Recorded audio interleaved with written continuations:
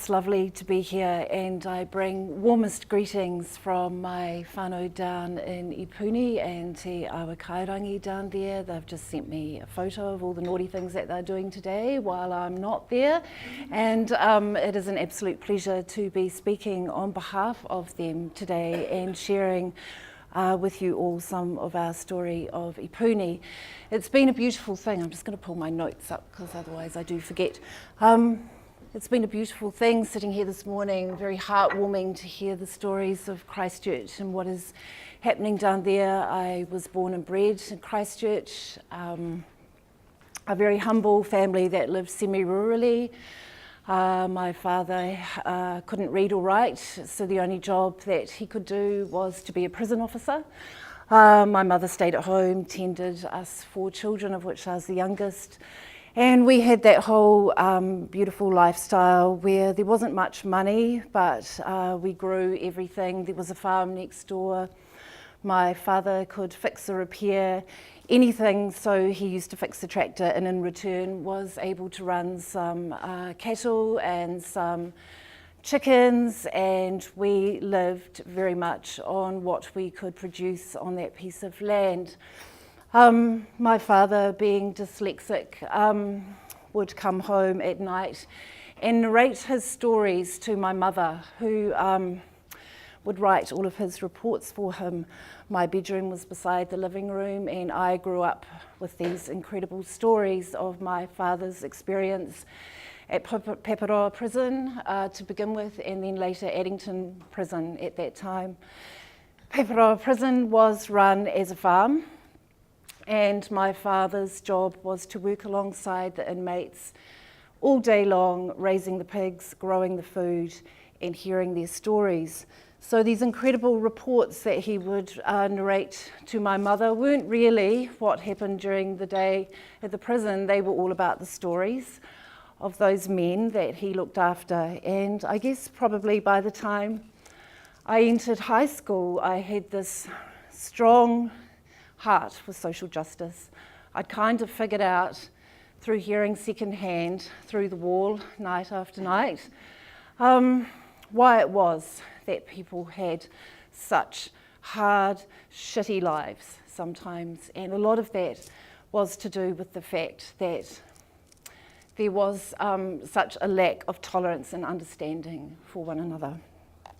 So I went to a Catholic high school, got myself in all kinds of trouble with the nuns for sharing my quite strong viewpoints on what it was that I thought life was all about, and left there and promptly had a baby, which he's now 26 years old, and I set about having quite a hard few years as a single mama and raising this child by myself. After a few years got married, had a couple more children, and then ultimately became divorced and living on a benefit with a piece of land, had a big piece of land that I rented, and set about using all of these skills that I had acquired from my parents, not realising that actually all the way through my life, these very early encounters with food, with a sense of seasonality, were completely embedded.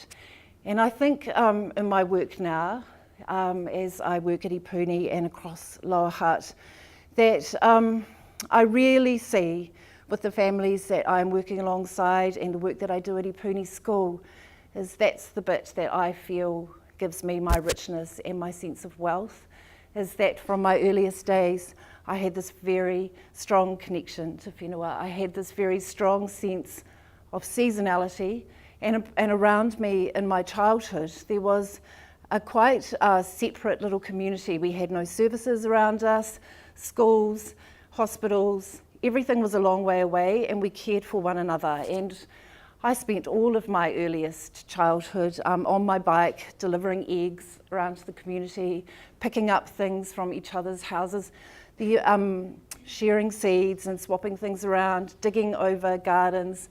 Summertime was all about all the mothers coming together to do the preserving.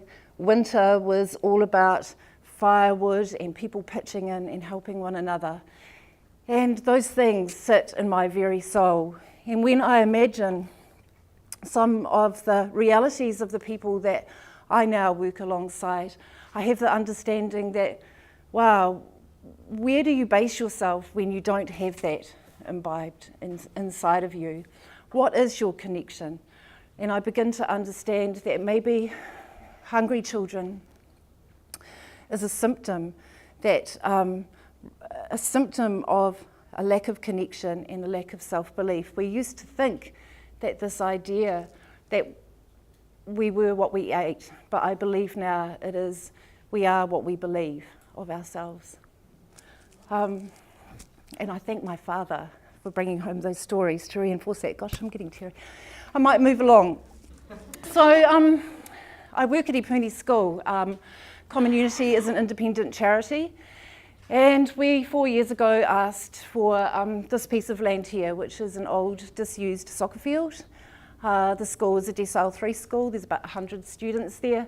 Used to have a roll of 300, but Ipuni's kind of interesting. Over the back, you can see a bit of the remains of the state housing, the housing that hasn't been bulldozed down yet. But on the other side of the road, really expensive houses.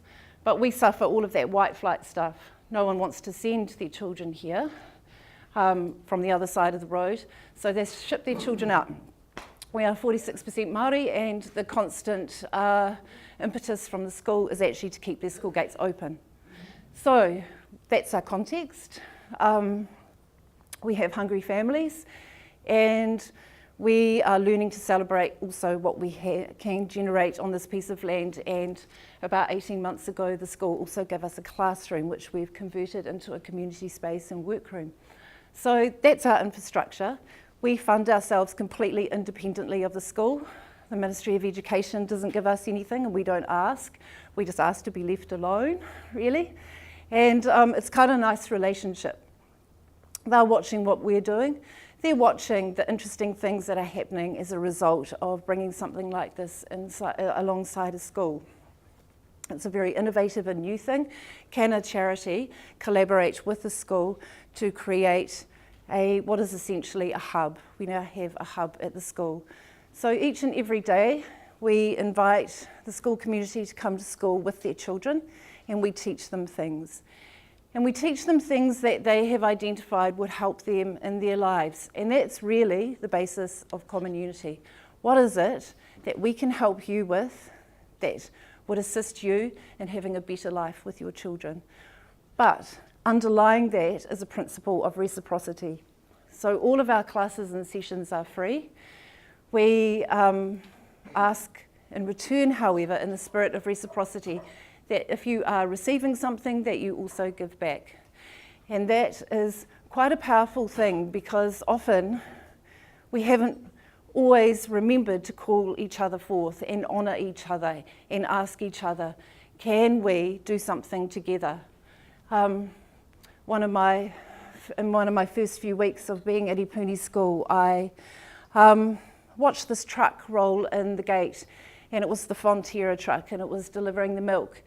And the next day it was the Sanitarium milk, and it was delivering the Wheat Bix. And the day after that it was the kids' canned milk. And I realised, gosh, there is a food solution coming into the school, but it's service-based.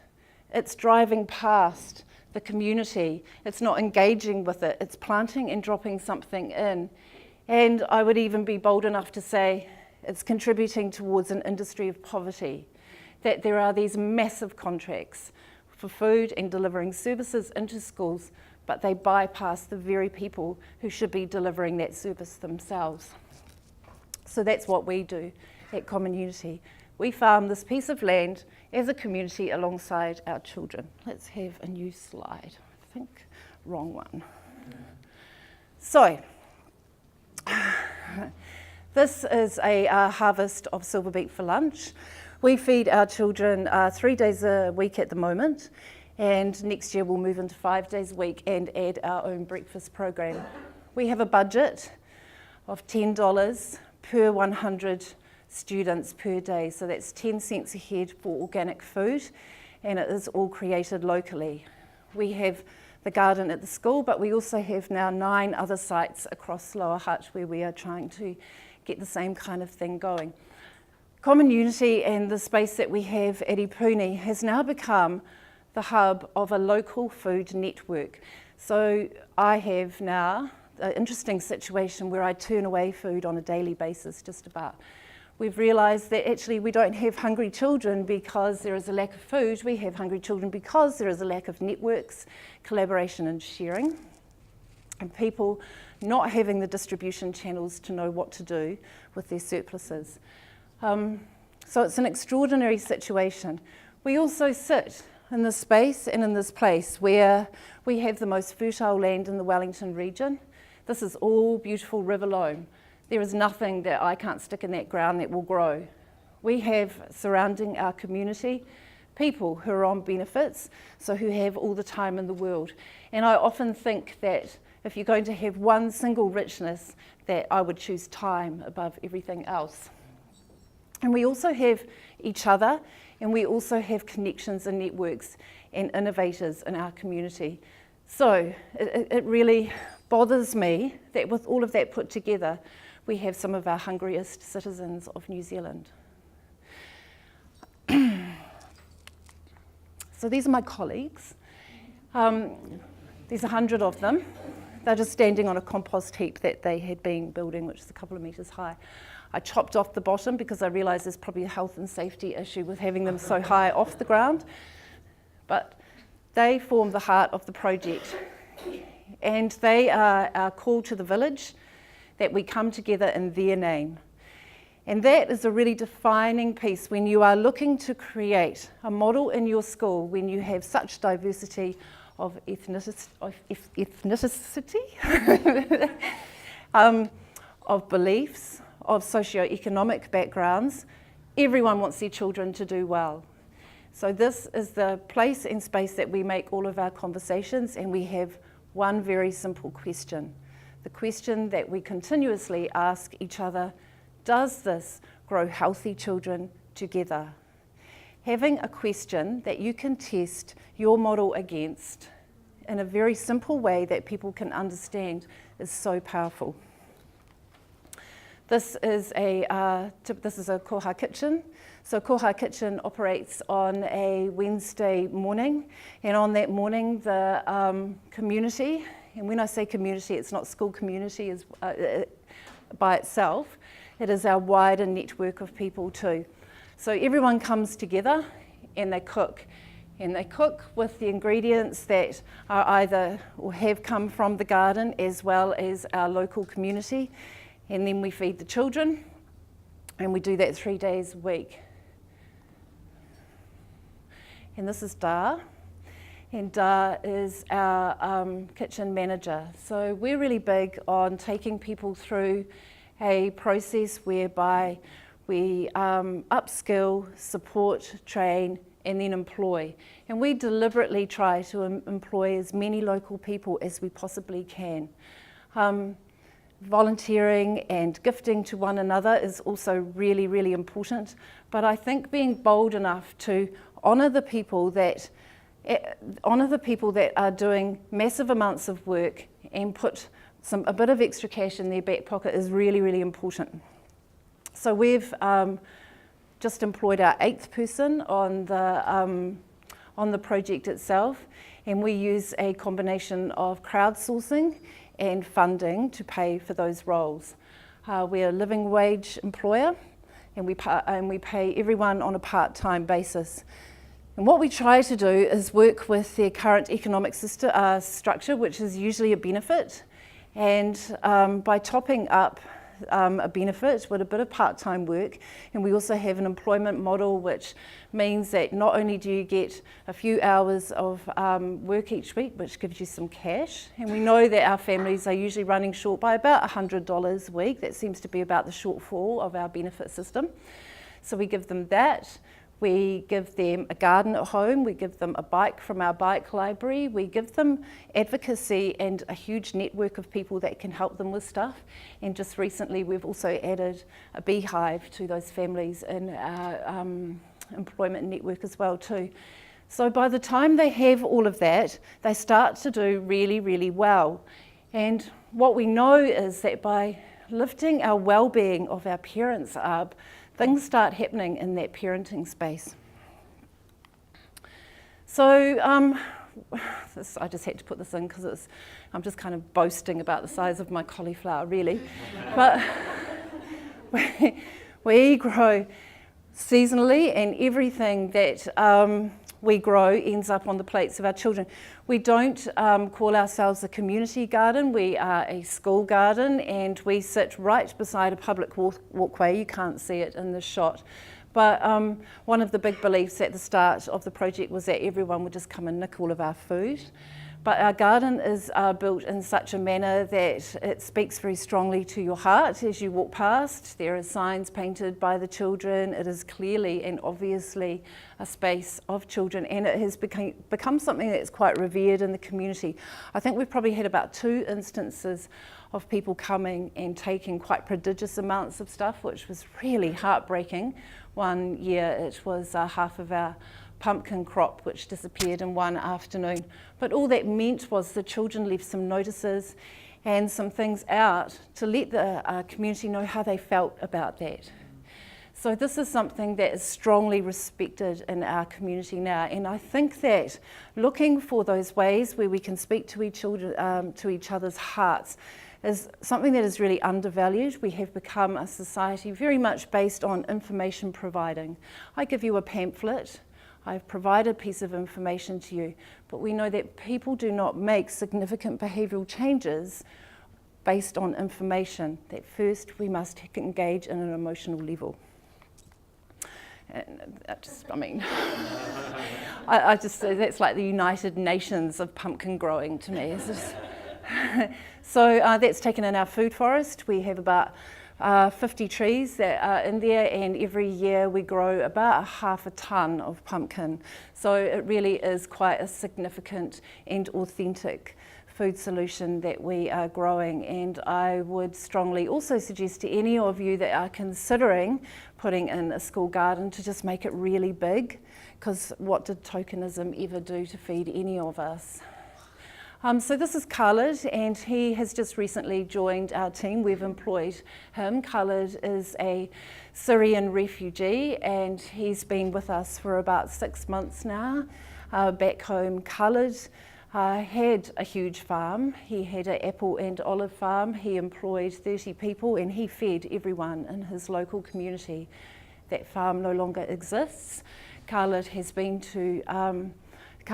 with us for, in an employment sense, about 3 months now. Khalid has all the knowledge that we need to feed everyone in Lower Hutt.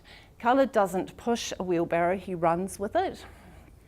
And here he is breaking down some raspberries, and he grew 500 of them this year so that he could plant them all out throughout our food forests that we are growing in parks across Lower Hutt as a way of giving back.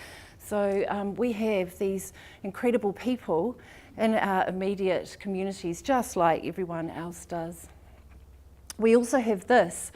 This is some of our mamas who this is part of our local food network. We get this kind of call quite often in late summer. Someone rang us up saying the birds are eating something really weird in their garden. Could we come and take a look at it? And of course it was kilos and kilos of figs. So, $50 a kilo at the local organic shop. So we do a lot of this kind of thing, foraging and wandering around the community with buckets. But any opportunity to come together, which is exactly what this is. This is a preserving session. This was the end of last summer. We plant about 200 tomato plants every year to grow enough to store away for winter, for pastas. And this year we'll be moving into a different system whereby we build some big solar powered dehydrators so that we no longer have to bottle things in glass. So the amounts of stuff that come out of there is extraordinary. Koha kitchen, beautiful place of being able to hang out together. This is over the back from school, and it's a Housing New Zealand site. They've bulldozed all the houses. They've left a bunch of houses around. Really horrible for the children that are left remaining in those houses. The neighbourhood feels quite empty. So we put in a pop-up garden, and this was a gift to the wider community with lovely big signs around it, thanking the wider community for honouring and respecting our school garden. And this is what we gave to them in return. This is Donnie. We also employed Donnie. Donnie was our first employee, actually. She's employed to run the bike library. She refurbishes bikes that are destined for the dump, and she rents them out for using time. We're really into this idea of trying to develop as many different forms of currency as we possibly can. And because we're rich in time, we use time a lot. So in order to get a bike, you do an hour in the garden per month.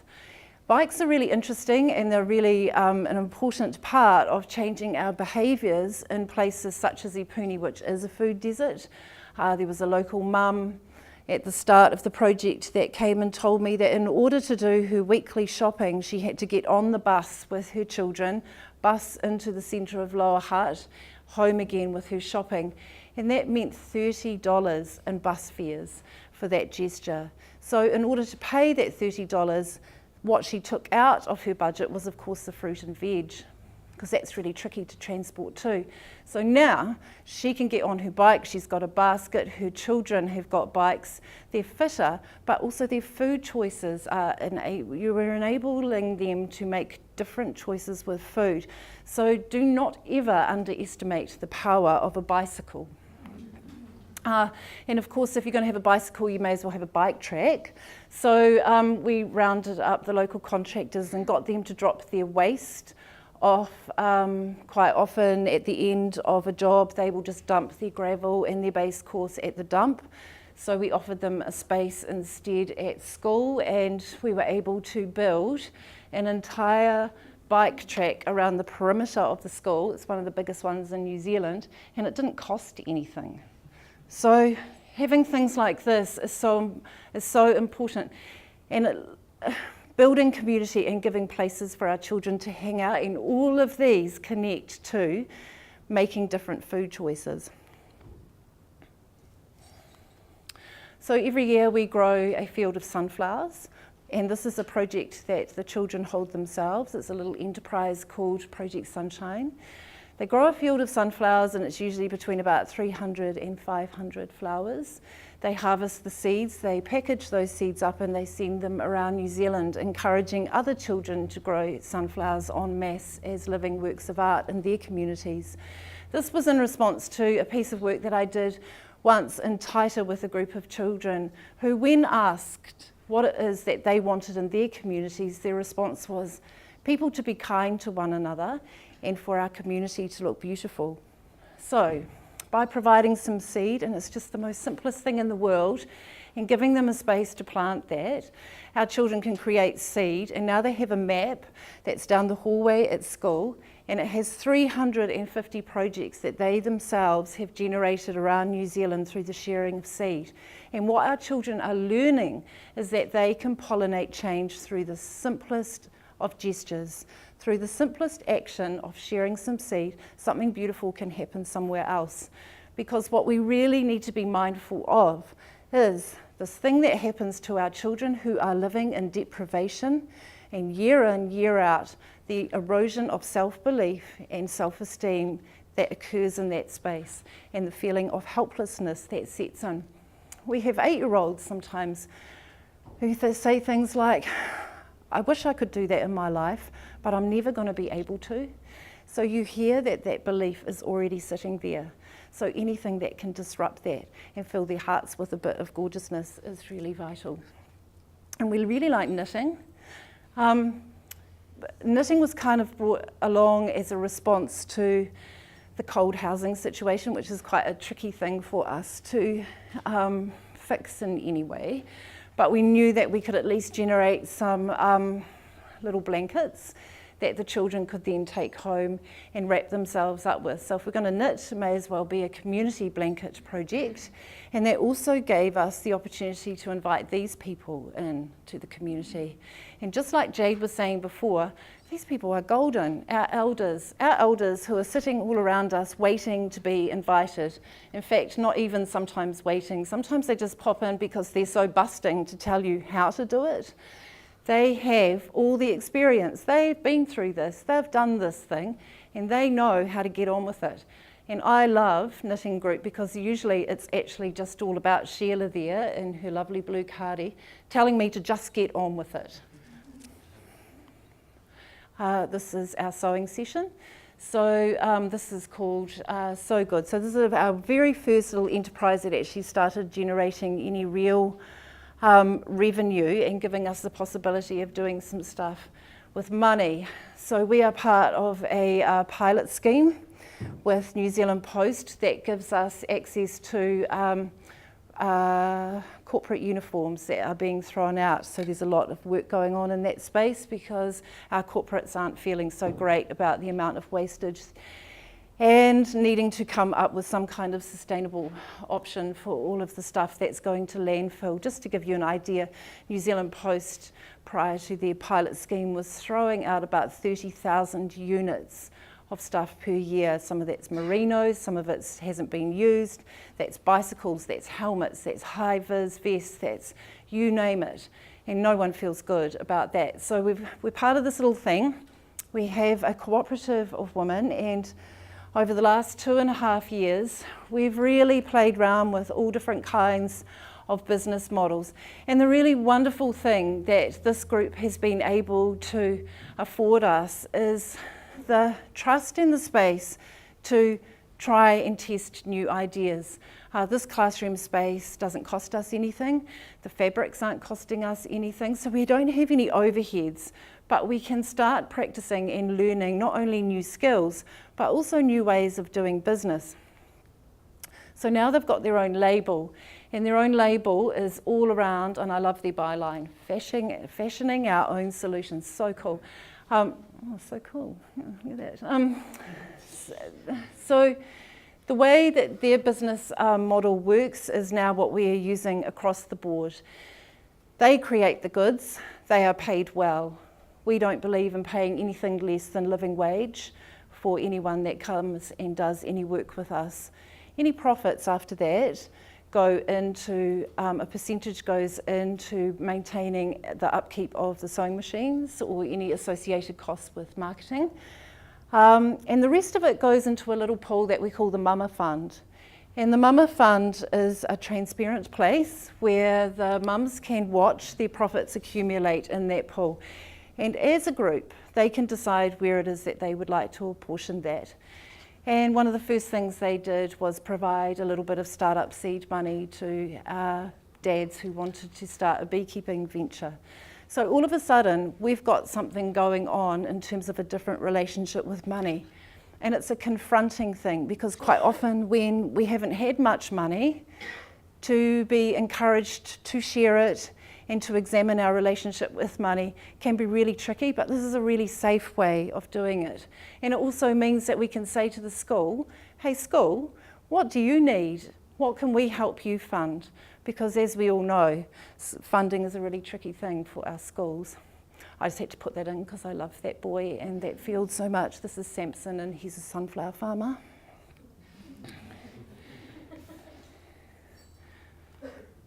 So, what am I talking about here? Abundance. So this is really touching on that story of abundance that I was talking to you about before. It's a koha kitchen session, and we had, I think that day, probably about 100 kilos of apples that had come off a local tree that the children were able to go down and pick, and here we are getting that stewed up and in the freezer because, boy, don't we like our apple crumble. So I wanted to also talk a little bit about outcomes because we all need to talk about outcomes and measurements. And this was by far the very first thing that we noticed when we first started feeding the children of Ipuni is their relationship to vegetables completely transformed. We had all of that stuff that you might already be aware of about not being able to name them, let alone eat them. And we've moved into an entirely different place. Most of that has been driven by Da, who is our kitchen manager, who in Indonesia, everyone just eats great big vegetarian curries, and that's what she cooks for the children. And so our children are so lucky that they have this person who is holding the space, who just encourages vegetables and the joy of vegetables and the joy of doing things all together.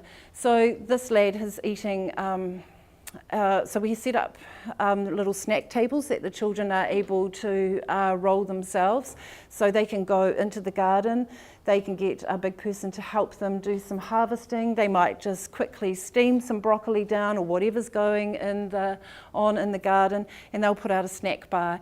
And that was bowls and bowls of broccoli that we put out on a bumper broccoli crop last year, and it was probably gone within 2 or 3 minutes. I can't remember what he's eating with it, but it's pretty cute. But sometimes that's not always the case. And we have to also talk about this kind of stuff too, because actually, you know, sometimes we're early adopters and sometimes we're late adopters. And the power of the group is what's going to persuade my little friend here to get on board with the broccoli. And I'm not having to have that conversation, and I'm not his mum at home standing over the top of him. By far, the person who is going to be most influential in his broccoli eating is little Savia, who's standing next door to him. Because there is this magic that happens when they grow it together, they cook it together, and they eat it together. It's that positive peer pressure thing.